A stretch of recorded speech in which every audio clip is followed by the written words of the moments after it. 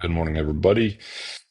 Hope everyone's having a good start to the week. I am wanting to point out this video by What If Altist. It is a great channel. It's a younger gentleman who basically had a theory for a while now about the society getting to the point of past the French Revolution, where there's a lot of distrust and possibly, going to be a lot of conflict, getting more violent. Obviously, we're seeing all of the Teslas burning and stuff like that, and that seems to be getting worse. But anyway, he's kind of getting into what's happened after the election and how the left has no direction. And it's just a really good video. It's a lot of detail, but just figured I'd record some of it and give my opinion on a few things.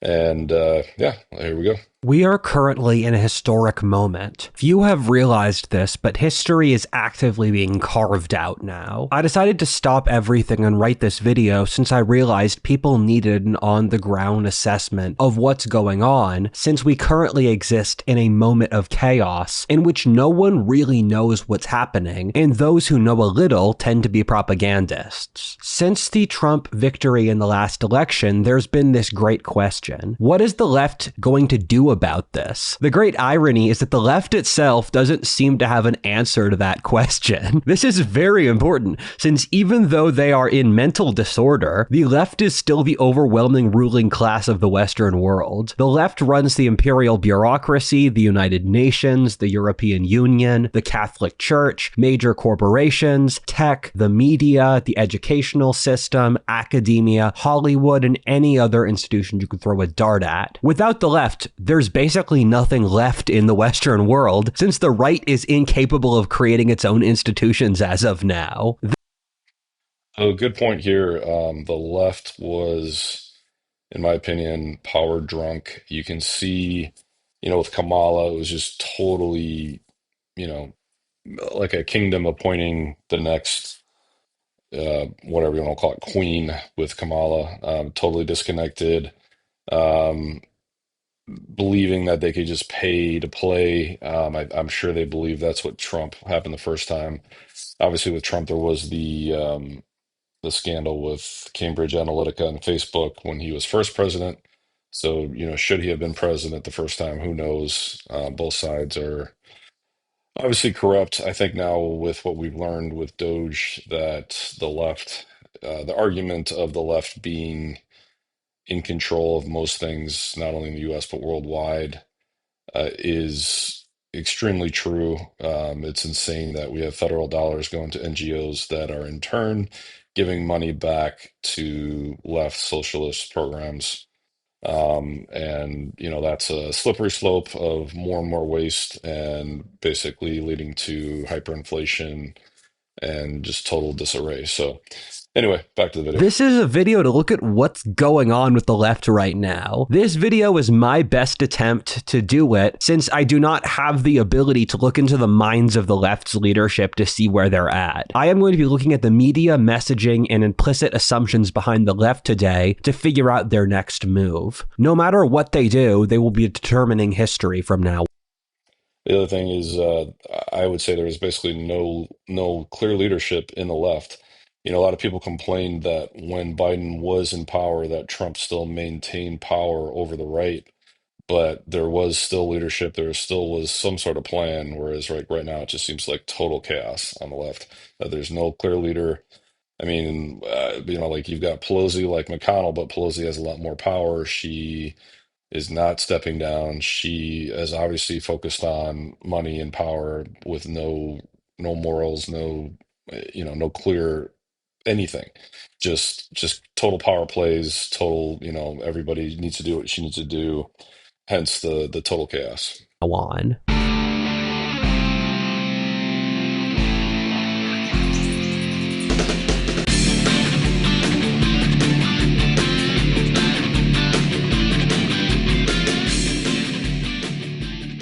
I spent a lot of time online studying for this video, watching videos and articles. And if you're anything like me, you also spend a lot of time online. One thing that's been super helpful for me, and I know will help you as well, is Surfshark, the sponsor of today's video. Surfshark is a VPN with 3,200. So if you're looking to keep your data offer.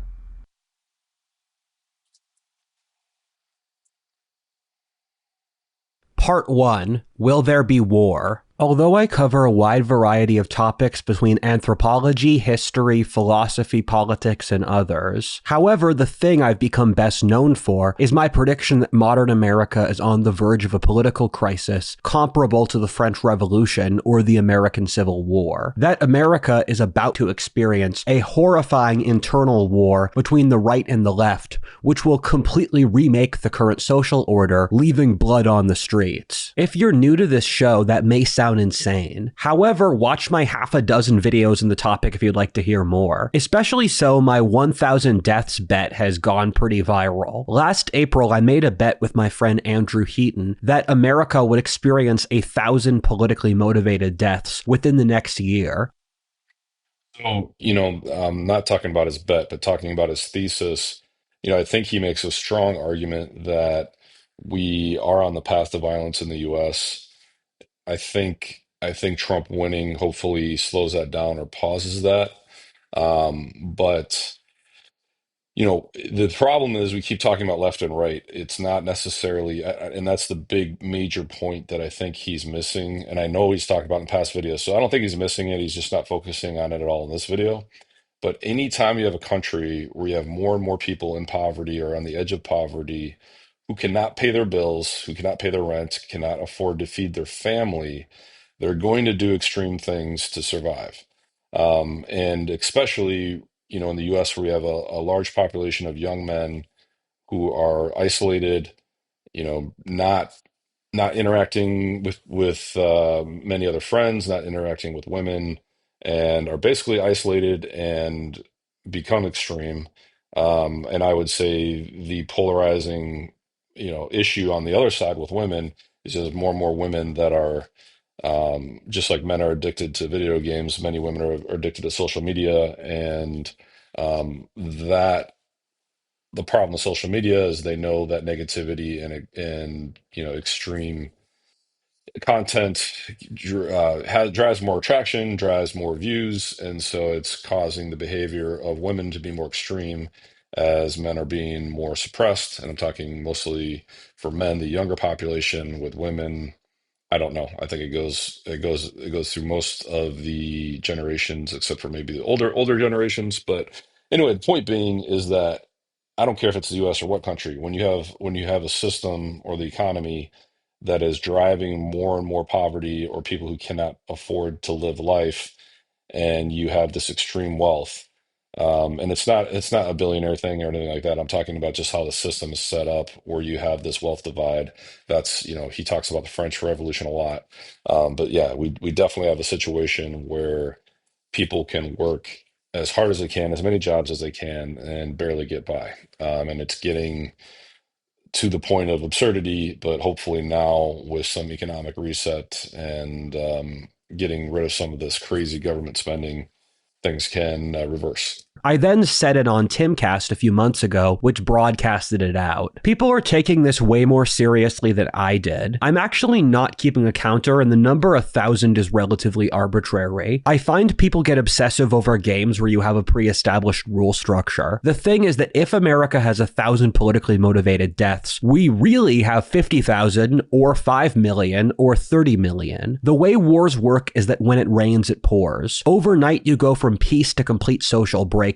This is what happened in the World Wars, the American Civil War, the Ukraine War, or even COVID. If we hit 1,000, you'll definitely know. Here we are nearly halfway through February, and it hasn't happened yet. There's not much really else to say. I was very open for my entire career that my job is betting against God, and I'm very transparent about my fallibility. If it doesn't happen, it just didn't happen. There's not much else to say. I'm not going to fill your mind with useless chatter. There's no need to be children children about this. This stuff operates under chance, and the impossible part of predicting the future is the actual timing. It's fairly plausible to get an underlying trend down, but to actually predict when it happens is vastly more difficult. For example, I still think a major war is completely unavoidable. I think it's impossible to get out of the next 4 years without blood on the streets, however and whenever it happens. If it doesn't happen by this April, then I'm going to say within the next 4 years. If it doesn't happen by then, I'll just be objectively wrong. There's nothing else I can say. I see lots of people on my side of the aisle, and I will be open about my biases since they're pretty obvious, and if you don't agree, feel free to take my slant out, where lots of people on the right think that Trump could stop a civil war. I would say we've already seen Trump have 4 years in office. I do think Trump is the best president in living memory, which may sound dramatic, but here's a text wall to explain why. However, a competent business mogul can't stop this avalanche. The issues plaguing modern America stem back decades. The reason I think we'll have a war is that the average American exists in a state of poverty today. Due to complex demographic factors that mostly started around 1971, the average American has gotten significantly poorer, the country has incredibly high inequality, inflation has skyrocketed, and there are huge classes of elite aspirant, politically motivated young people who want to fight. These are the factors historians have consistently found cause.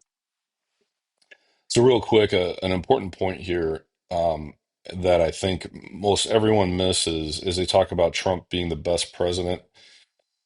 Obviously, Trump is extremely polarizing. People love or hate him. There's not a lot in the middle. A lot of people from across the spectrum have switched political parties and gone with Trump just because the left and the Kamala was just so out of touch and so insanely, standing for nothing other than big government. So now what we're looking at is a situation where Trump may be the first president in a very, very long time where it's not necessarily just about him, where he is bringing on many, many people. Doge is an example.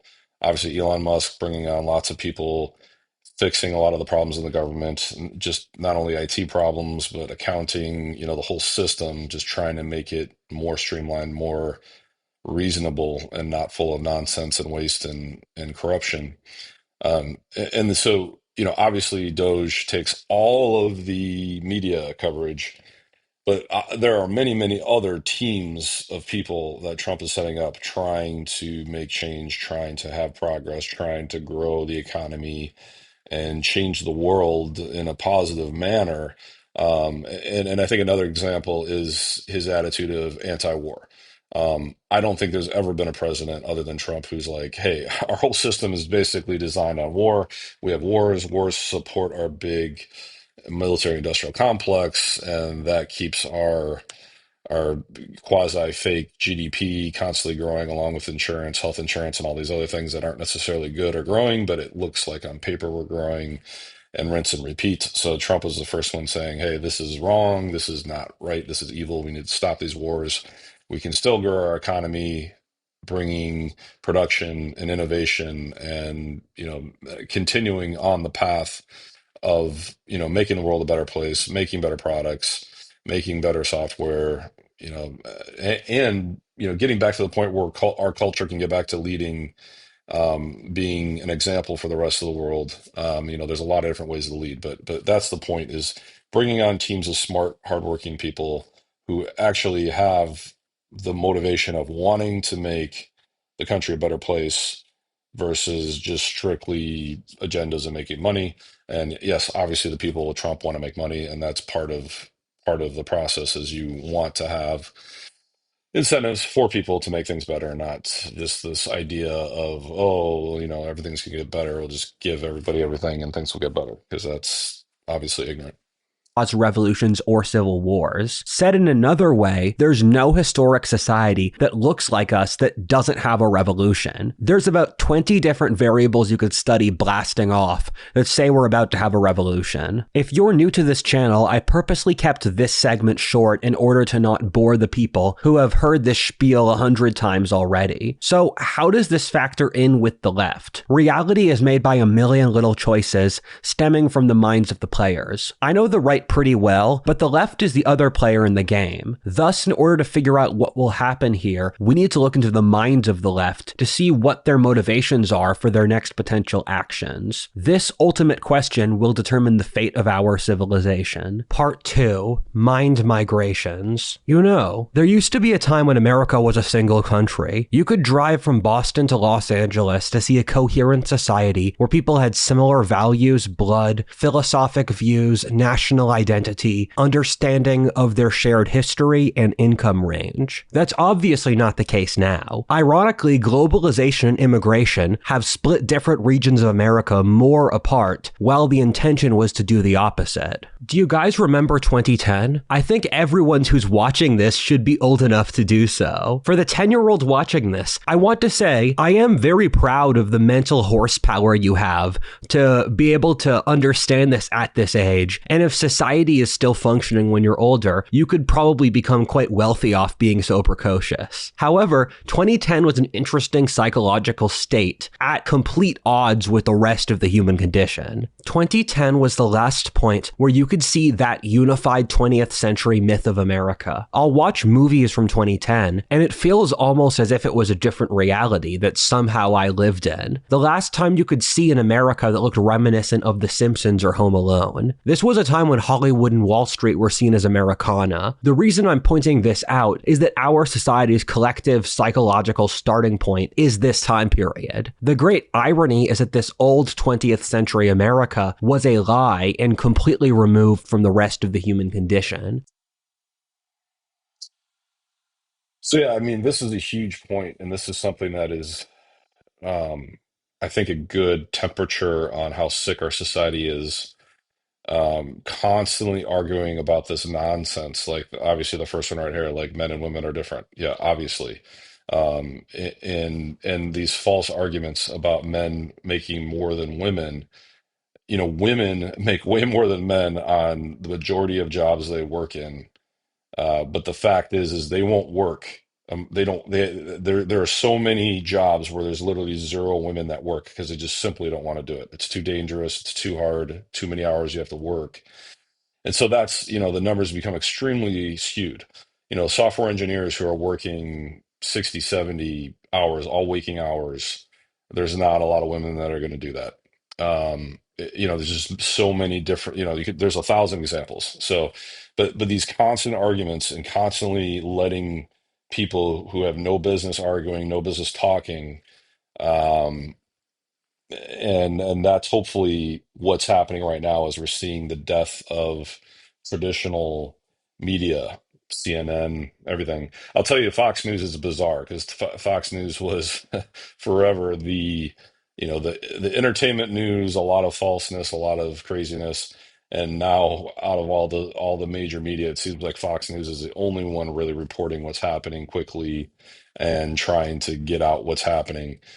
So it's an unusual time for we'll see who survives the old school media, but obviously YouTube, all these other media, TikTok, everything else is overwhelmingly how people get their information now.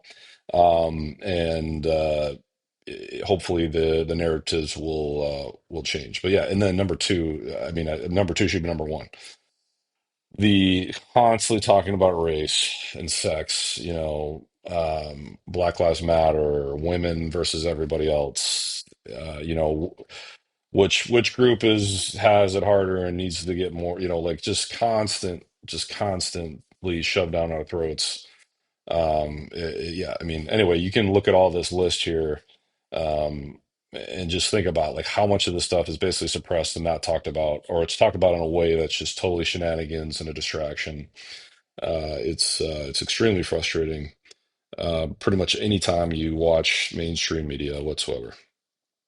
This was the era of the blue pill, a society where it was an era which thought that history was over, believed in equality, feminism, progress, secularism, didn't believe in the spiritual, pretended to be Christian but didn't really believe in God, was so wealthy, naive, and many other traits. This was all an illusion spun by the enormous wealth of the post-World War II era. It's so remarkable how quickly we've forgotten the entire rest of the human condition. All of human history history outside this warm bubble is very different. Hierarchical, religious, coercive, violent, magical, mythic, dramatic, heroic, amongst other things. The problem is that the illusion of 2010, as time passed, became impossible to maintain for a larger and larger percent of the population. The main story of our times is how does one choose to leave the myth of the 2010 era? A major reason I believe we have to have a civil war is that America has become a country where we have different large demographics of the population who basically believe in different realities of the world that have been diverging more and more over the last few years, and these understandings of reality are completely unreconcilable. I am going to split the population into different pills based off red pill terminology, since the only way you can understand the left is to see their own internal emotional journey. A major issue as well is that the society is completely incapable of coming to terms with the fact that the blue pill era was a lie. Thus, different factions have different answers, most of which are frankly incredibly stupid and silly, since the wise and educated older folks who should have brought more wisdom are themselves bought into maintaining the old lie. An important point that I want to say before I get started is that although we inhabit the same physical space as the left, we are not in the same world, if you understand what I'm saying. The word world carries connotations of your entire concept for how reality works, between metaphysics, between philosophy, between your process of just how the environment and human life is, which is why I'll frequently say stuff like the Islamic world or the Western world and that sort of thing. This is a German concept originally. This is a point that I need to emphasize. If you're a rightist, you've gone through an enormous intellectual journey since 2016. I look at who I was in 2016, and I was 15 years old, and I'm in complete shock at how much I've changed as a person, as have my views. The left have been on their own journey, one which rightists don't see. The result of this journey appears as madness to rightists, which it objectively is, don't get me wrong, but it completely makes sense inside the frame the left is holding on to. Let me start with my group, and I would assume yours, the red pill. It frequently feels as if the last 4 years has been God shoving me red pills, saying, hey kid, take another shot and don't throw up this time. I've been red pilled on so many things in such a short time period that I find my old worldview completely incomprehensible and silly. The conclusion I eventually came to is that the pre-industrial world was right on almost everything. That really shouldn't be surprising, given every society ever in history before us largely believed a lot of the very same obvious things, which I show in this text wall here. I don't want to get too far into the right because that's not the point of this video, but suffice it to say, the right is currently in the formation of new mental and philosophic breakthroughs. Of all the fields I've been in modern America, and I've seen a lot of different industries, the new right is one of the most creative and dynamic. You do have the Fox News watching boomer cons who still believe the exact same things as Reagan, but they're aging out. They don't even really hold power due to the Trump coup. The right deserves its own video, but the short answer is that everyone on the new right today have all collectively agreed that the 2010 blue pill era was a lie, and they're looking to further in the past to find a new answer. They're on the right, haha, pun intended, path.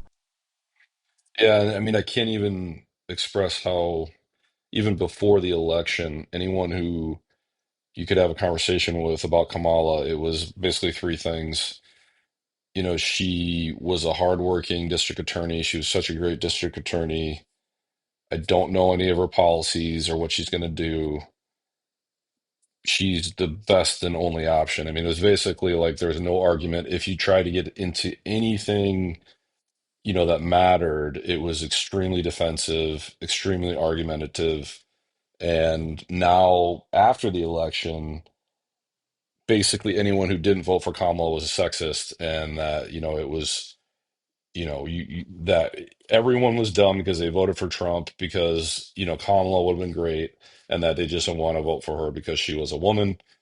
Just totally, whatever you want to call it, third grader logic, not no depth, no meat to it. And he gets into it more in this video, but like now, like even with most of the arguments on the left is just it's like they're in a contest to see who can have the most extreme, whatever you want to call it, socialistic, inclusive view, whatever. And it just keeps going more and more extreme and ridiculous. And I think social media, especially TikTok, has a huge part of this. I think short-term TikTok is extremely dangerous and bad for our country. It's very disappointing it was only paused for a day. I do think the right is realizing that it is helping to keep the left in disarray, so I don't see TikTok being shut down. I have never heard anyone say that whatsoever. That's a theory on my own, but I think that TikTok is truly toxic, mostly for women. And I believe, all these other platforms like Instagram, everyone is trying to copy it. Obviously, TikTok with its communist direction, control, has very dark goals, and that that can be proven 100 different ways. So if anything to learn is just beware of people on TikTok and try to keep everyone off of TikTok. I think I've seen a lot of people who are on. I don't use it, but I think it's Instagram Reels. It seems much more benign, much more, trying to be funny and make you laugh instead of like, let's get excited and angry about everything under the sun. There are a few other intellectual tracks which I talk about here in this text wall. In the original edit for this video, I had a 10-minute segment strategically analyzing each of these pills for their strengths and weaknesses. I realized we didn't really need that here, but let me know if you want a video with me explaining these different pills in the future. The right made an active decision to break away from the old worldview, while the left needed to double down. I'm so disappointed that all the anarchist, rebel, punk tendencies inside the left were so fake. They've become complete bootlickers for the regime, and it's depressing to see even communists who are supposedly there to support the working classes betray them for wokeness. The thing is that the way the left differs from the 2010 order is by distilling said order into even greater fanaticism. What that means is that the philosophic conclusions of the blue pill era in their worldview have to be pushed even further without question. Things like equality, secularism, standardization, which are innately false, need to be pushed to their ultimate culmination. Ironically enough, there's two kinds of blue pilled person. You have the boomer blue pill and the zoomer blue pill. And the boomer blue pill is taking the post-World War II silliness at its original face value and then not changing and ignoring how the world has altered massively since 1970, while the zoomer blue pill is just complete deranged insanity, pushing these originally incorrect assumptions to, again, complete insanity. The 2010 order is already...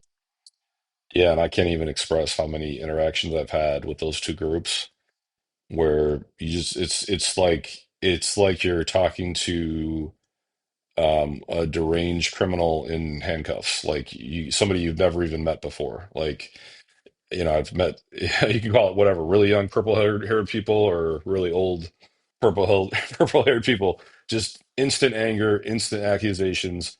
Never met anyone. I mean, even on the phones, people I've never talked to before through work, just being totally aggressive, angry, dominant at the start of the conversation. It is, I cannot remember a time in my life ever where just so much anger and so much, I don't know, like even like road rage. Just people are angry and they don't know why. They're not, they don't want to think about it. Just they're angry.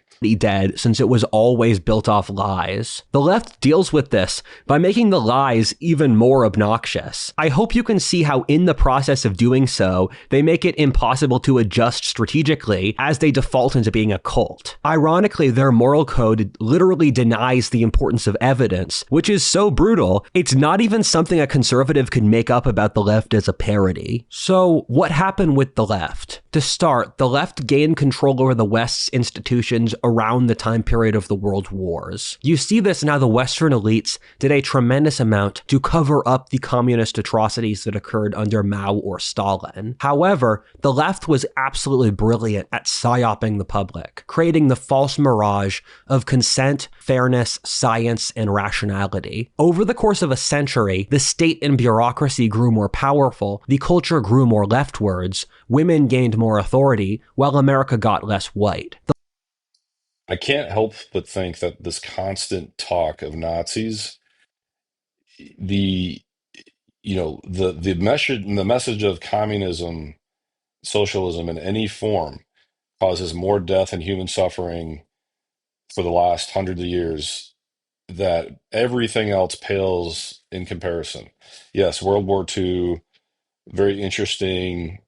Obviously, the Nazis and genocide were horrible. Like that is an evil you can look at with all, with lots of transparency. But the communism and then the socialism and Marxism, like there is no comparison. Way more dangerous, way more harmful.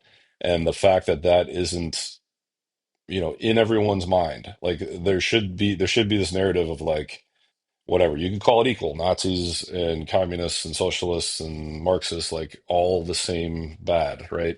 But we're constantly given this narrative of Nazis, Nazis, Nazis, Nazis, Nazis, and again, it fits into the male versus female. You know, the feminism, the everything else, like it's all about constantly keeping everyone divided and arguing about the same silly stuff. The left is a kind of mythical vampiric succubi which seduces its prey by saying whatever sweet words to get them to go back to sleep so that they can suck our blood again. It's hard to understand why the left so irrationally hates Trump until you realize this fact. The left created this false mirage of reality in which they distorted human nature, physics, history, anthropology, religion, and any other discipline to reflect back their absurdities onto the rest of the world. This meant that the things that the rest of history would see as complete madness would come across as common sense to a modern person trying to understand the world. The left created a psychological web where once you accept one of their premises, they win no matter what you do. I cover this more so in my video called Shatter the Glass. If a white person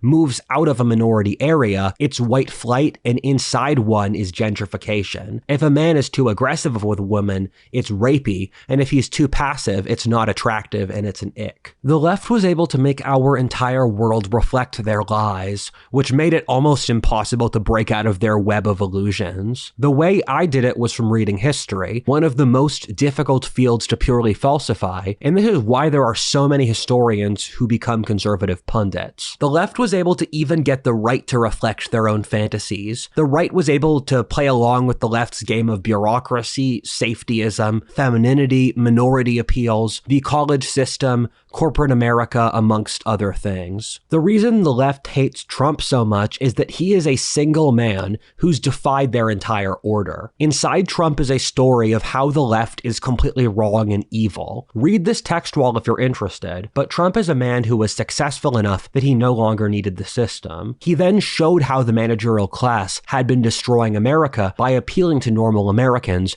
who had been grounded under the heel of a machine, whether through deindustrialization, immigration, DEI, the breakdown of the family, the school system, and so many other things. To continue explaining the reason that the left hates Trump is that for them to actually understand why so many Americans voted for him, they would have to completely destroy their own worldview. They have to motivate their followers into hating Trump, since in their false worldview, if they can get rid of Trump, they've removed the one thing that can snap their mirage. Keep in mind that psychological studies keep finding that rightists are capable of mentally understanding leftists, but not vice versa. In fact, As another statistic that hardly anyone knows, I think TBD, Patrick Bet-David on Valuetainment might have been the only one that I'm aware of that reported it. The whole DEI thing, the number of white males that were hired by the Fortune 500 companies in 2023, I don't think the numbers are in for last year. So I'm imagining, I don't know if the numbers would be better or worse, I don't know. But for 2023, I believe it was like 4 or 5%. Um, and so like this whole argument of like women versus men's pay, I mean, like basically men are being pushed out of the workforce, and this has been happening for a long time, and it's come to a head here recently. And hardly anyone realizes that statistic. Like literally the Fortune 500 companies are like, you cannot, male bad, but maybe if you're fit in these categories, as long as you're not a white man, we might consider you. But female, on top of whatever other race or sex, oh, then, then you're going to be hired. And that's the problem is like these things just get worse and worse and worse, and nobody realizes it until things come to a head like right now. And it's just totally insane that no one has the guts to even report this kind of data because then they're accused of being racist, sexist, or whatever. But I mean, it just like you can't argue, you can't argue 4 or 5%. Like 95, 96% of all hires were not white males in 2023 at the Fortune 500 companies. Just totally insane that that was just basically not reported whatsoever. And then obviously this leads to all these other problems. It's just the it's a domino of more extreme things, one thing after the other. Rightists have mental models of the left that are 3 times as accurate at predicting their actions and ideas than vice versa. This is for complex neurological reasons I explain in this text wall. Another point I'll also throw in is that if you look at Europe or Canada or other countries, you can see that Trump was an incredibly historically significant figure because all of their conservative parties have been psyoped and taken in by the managerial uniparty, which is why lots of conservative parties in Britain or Canada or Australia or France or Germany are to the left of the American Democrat Party. The number one demographic the left aims at psyoping at this point are themselves. An ironic term invented by the left is a thought-terminating point. The purpose of this is to give an easy answer to make someone shut up and make them stop asking questions. This is a further incredible example of the point I keep on saying, that you can just look at the left's projections to figure out what they're doing. Another great point, with all of these political arguments, I wish we would have some sort of, maybe this is the next generation of politicians, but if if the argument is not something that is going to make a positive difference in society, you know, does not need to be debated, does not need to be talked about. The this constant one upping of everything to the point where people are talking about cats and dogs and turtles being gender is just total shenanigans, waste of everyone's time, total ridiculousness. So we need to constantly be emphasizing common sense things that will help the majority of America, not, 0.0001% of crazy people trying to dominate the narrative and where our political capital goes.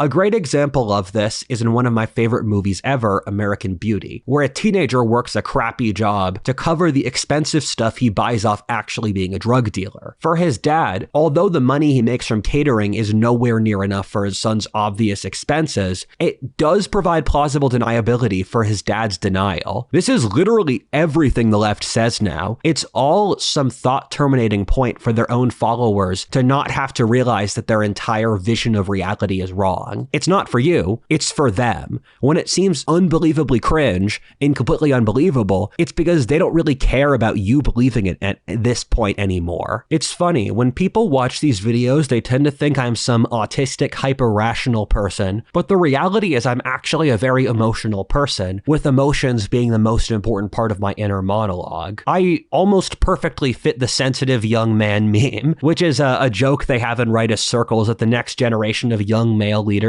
are sensitive young men that do stuff like stare at a well, thinking about the innate nature of life and death as symbolized in the water of the well. I've done that. Thus, when I study a group or an environment, the predominant thing I look at is the emotional state of everyone involved. I'm very intimate with the modern American left. Since I have loads of American relatives, I've lived for years in very left-wing cities, worked with leftists, and spent nearly a decade in leftist schooling. I was here for this process, so I know exactly how it played out. A great thing the left never realizes is that the red bubble is significantly weaker than the blue bubble in that almost no conservatives in America have never seen a leftist argument, but plenty of leftists have never seen a conservative argument. The left was very smug and complacent before Trump.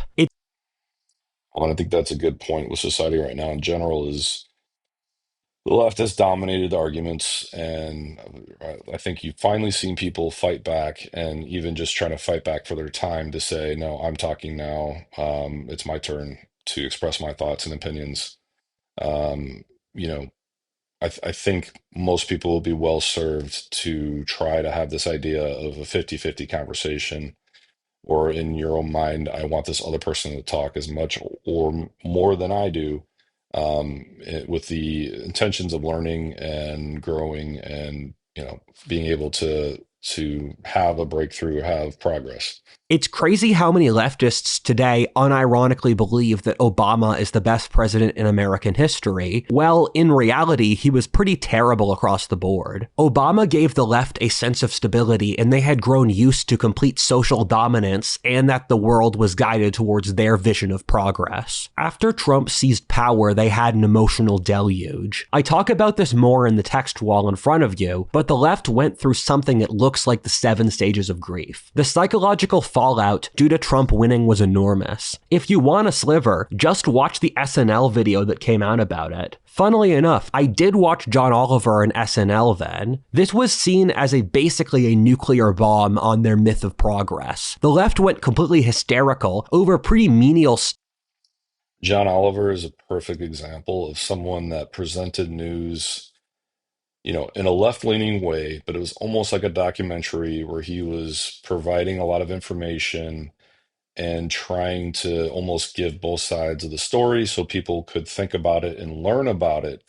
And now, you can't even watch it. It's just painful. It's like it's just him trying to sell his sides so hard and has just totally lost that ability to be like, hey, here's the pros and cons, maybe this, maybe that. And now it's just like, no, this is bad, this is bad, this is bad.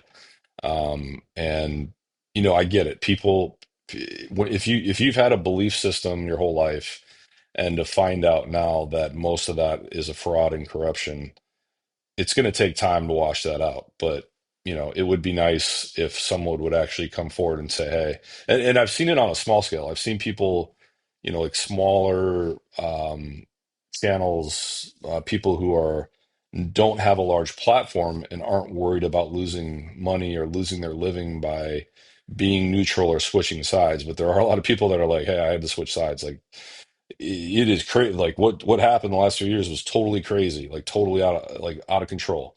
I had to either not vote or vote for Trump. I could not continue to go along with what was happening. So it'll be interesting to see, if there is someone at these higher levels who will finally be like, hey, I'm calling this craziness BS, and we need to have a reset here and talk about what actually the Democrats should stand for. I mean, obviously, they're still even trying to debate on if they're going to, die on the hill of men and women's sports and that kind of stuff.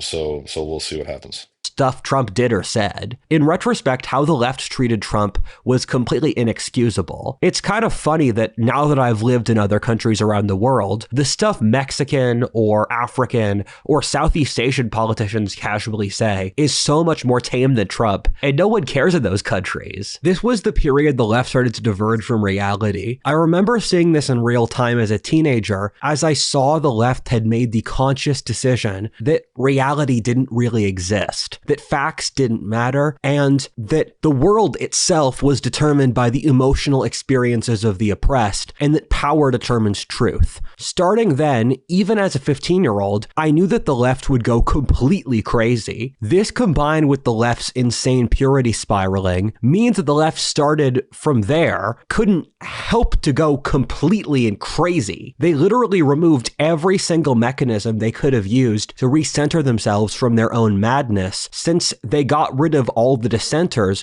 while also removing any logical or philosophic reset mechanisms. I loved watching the Yeah, and I don't know when it happened, but sometime in the last 5 to 10 years, every argument basically ends with the anyone who has the left leaning views is, you can't suppress my feelings and emotions, so the conversation, the debate is over.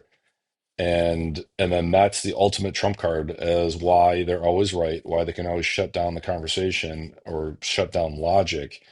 Because right now it seems like there's this idea that emotions are more important than common sense and logic.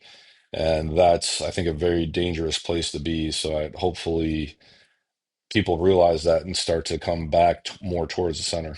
the left squirm over Kamala Harris, since I knew a decade ago that they would culminate in this. Their purity spiraling over race and sex was something they had no mechanism to stop, and thus it would eat them inside until they had to appoint a black woman as president. It's a wonder they didn't have to make her gay as well, or trans, or disabled. One who could barely speak publicly, who was universally disliked by both her staff and the public, and who ultimately lost them probably the most important election of the century. What Guys, when it comes to Kamala, I actually did 6 to 9 months ago.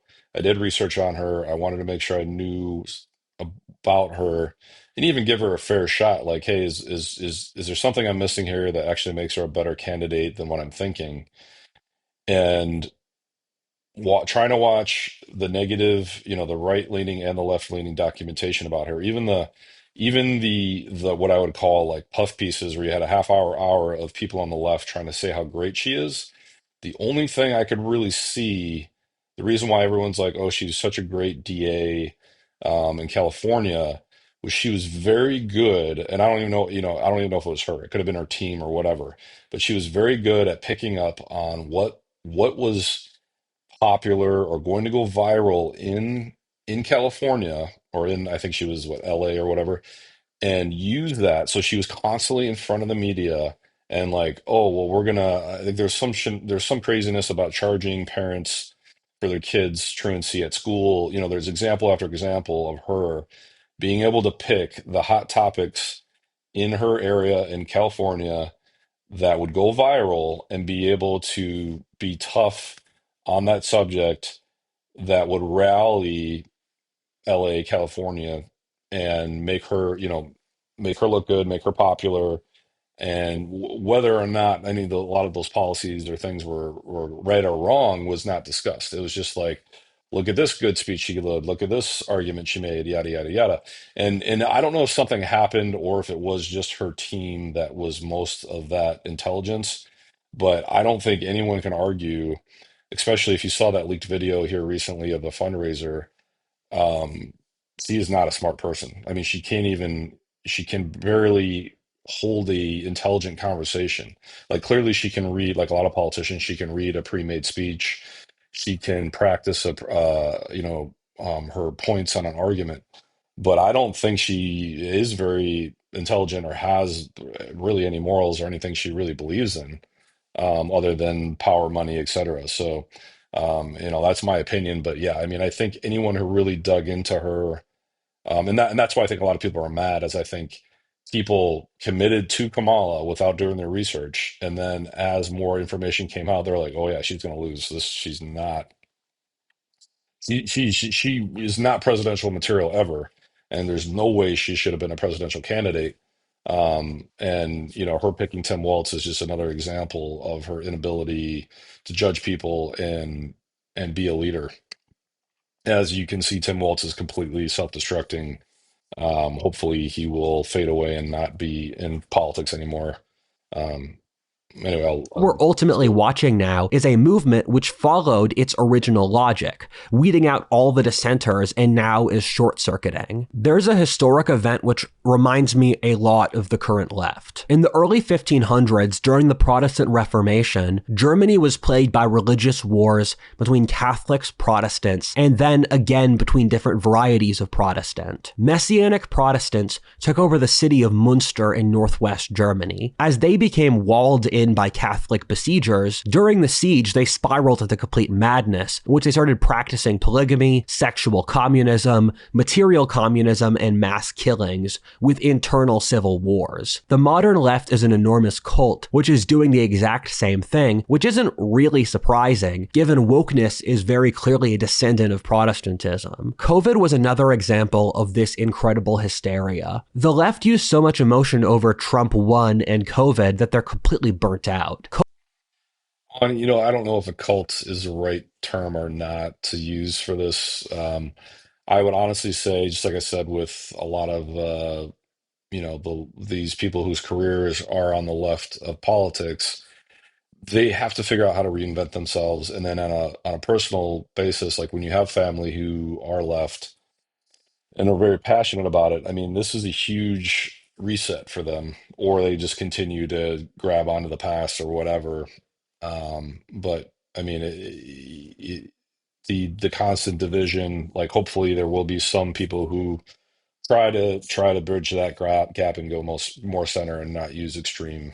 I think this guy's right on a lot of stuff, but I think calling it a cult. I mean, anytime you're using these words that are just causing anger or whatever, like I would hope that this type of information a lot of people on the left would watch just to try to say, okay, well, what if this is actually reality, and maybe I should rethink my views, type of thing. COVID was relatively tame as an illness, which we shut down the economy, locked people down, and spent trillions of dollars to deal with. I know we all have stories from our personal life about how hysterical the left got over COVID. The other thing is that with COVID, and especially so the summer of love, the left was able to gain complete institutional authority. This is important to realize since it completely changed the calculus and perception of the left. Before 2020, the left could convincingly lie that they were the downtrodden, supporting the common man. After that, in which every major institution was beyond woke, and wokeness was very clearly about complete domination of white men, with their complete removal from all public life, it was clear that wokeness was a very powerful, suicidal, and insidious force that would kill the West unless stopped. Where does this leave the internal monologue of the average leftist? Keep in mind that if you're a leftist at this point, you've been through so many filters that you're so deep into the cult. It was a decade ago when the free-thinking leftists like Joe Rogan, Russell Brand, Shoe on Head, Dave Rubin, Sad Gad, and all the others migrated into the rightist coalition. Keep in mind, the average leftist has probably never heard an honest conservative perspective in their entire lives. The thing with woke people is that as wokeness has become significantly more nihilistic, suicidal, and evil, it consumes more of their minds. Back in 2015, there were loads of leftists who were functioning members of society. They wrote books, had children, served in the military, worked jobs, and all that kind of stuff. It used to be leftists were seen as good at producing culture, making food, and leftist cities were nice places to live. That's not true anymore. An interesting example of this is that in marketing and in sales, woke demographics buy vastly less than their purchasing power should entail. Upon further study, the only reason for this is that woke people were so psychologically disturbed that they just had less hobbies, interests, and bought less stuff than other demographics. Part 3. The mind of a leftist. In the recent years since COVID, we've seen the left hit a real burnout. I think the left burned out and gave up around 2022. Keep in mind, since the left is so psychologically feminine today, they see politics as an avenue to express extreme emotions to allay their own boredom and nihilism. This is why they're so hysterical, but the problem is that given they were so hysterical for so long, they just burned out all their emotional circuits. The left lost the ability to emotionally self-regulate, comprehend their environment, or believe in anything around 2022. A great irony is that the left got burnt out right when they gained complete institutional capture by the most insane group of radical leftists. This is the worst place to be because hopefully after you've attained institutional power, it energizes you so that you can use that power. This is the point you see leftist messaging get deranged and nihilistic for its own sake. It stopped having a real pretense about helping black people, women, or whatever, and just veered into social suicide. I actually rarely see leftist messaging that's per se about black people or women now. Instead, you start seeing the climate become a bigger motivator, given climate change offers a complete carte blanche for social suicide. Ultimately, the way you get rid of carbon emissions is to get rid of industrial civilization and humans themselves. This was something that Jordan Peterson predicted a decade ago, that environmentalism would ultimately lead to social suicide, but I didn't believe him at the time. I am going to coin Lynch's law, stemming from my own last name. Lynch's law is that no matter how psychologically unwell you believe the left to be, they're even worse. This is a phenomena I keep finding in one way or another from all the ways I've interacted with the left. I meet leftists casually who believe the most suicidally deranged nihilistic stuff that you can tell were fed to them by their own peer group groups in which they are in complete agreement. This is a brief list of genuine things I've seen and heard in my personal life, not even online. I've seen multiple friend groups of girls my age who all became lesbians together simultaneously. I've seen it normalized among young women that having children is morally wrong due to climate reasons, where they'll often want to adopt a minority baby instead. I've seen leftists talk about banning the air conditioner in the American South for climate reasons. I've heard leftists say that Trump wants to install a racial caste system, forcing non-whites back into slavery. I've heard leftists say that we need to use the state to forcibly deindustrialize the economy. Keep in mind, these types of people are the ones in charge of every major institution. An important thing conservatives haven't realized is that a very important part of the left's evolution is that you saw a split inside the left between the more dissident pro-Palestine leftists and the more establishment pro-Israel leftists. And the Gaza war really split a lot of coalitions inside the left. And what happened is that the more dissident, frankly insane factions of the left stopped believing that their masters at places like CNN or the DNC had a lot of their best interests in mind. So they stopped doing fact-checking altogether, which means that they're getting news from TikTok and Instagram, which has no factual basis, but they're getting riled up.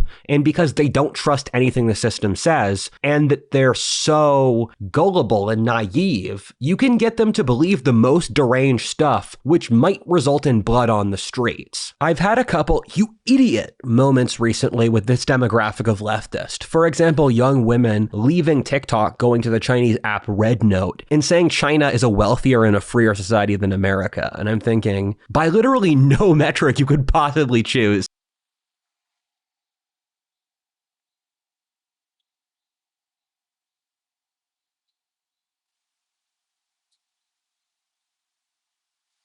Yeah, I mean, it's yeah, I don't know. I don't want to say what I'm thinking, so let's keep going. is that true?